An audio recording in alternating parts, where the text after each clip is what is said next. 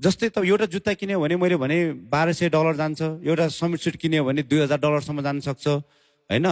तपाईँको पन्जा मात्र किन्यो भने $200 जान्छ, चस्मा मात्र किन्यो भने $200 जान्छ, गगल्स किन्यो भने गर्दा फेरि तपाईँले सामान मात्र राम्रोसँग किन्यो भने तपाईँको $8,000 देखि $10,000 जान्छ।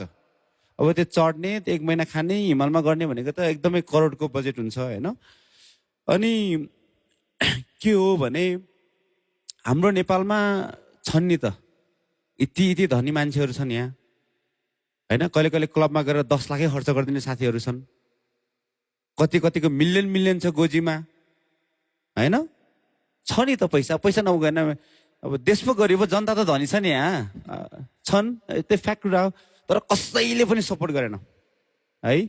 मेरो साथीले गोफन्मी जस्तो उठाएर आफ्नै चिनेको साथी, पैसा पनि सबै विदेशीहरूले दिएको धेरै होइन। तर किन त्यस्तो, तपाईलाई के लाग्छ किन त्यस्तो वाइ? किनभने अहिले सुन्नुहोस्, अहिले यो वर्ल्डमा यत्रो मेसेज छोड्यो, यत्रो पोजिटिभ गर्ने हाम्रो तपाईँकै छोराछोरीले हो नि त हेर्नु भएको होइन।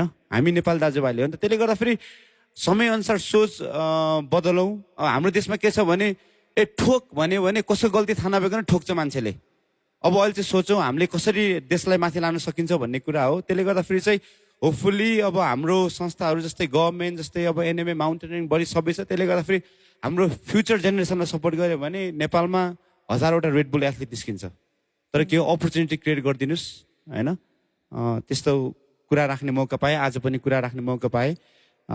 त्यसले गर्दा फेरि थ्याङ्क यू। अब अर्को चाहिँ तपाईँहरू त केही न केही कुनै न कुनै हिमाल चढी नै रहेको हुनुहुन्छ।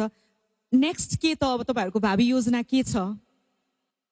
अब हेर्नुहोस्, योचोटि पनि हामीले सरप्राइज दियौँ, पहिला पनि सरप्राइज दिएको हो। अब सुस्तरी हामी तपाईँहरूलाई एकदम प्रेजेन्ट सरप्राइज दिँदै जान्छौँ, प्रतीक्षा गर्नुहोस्।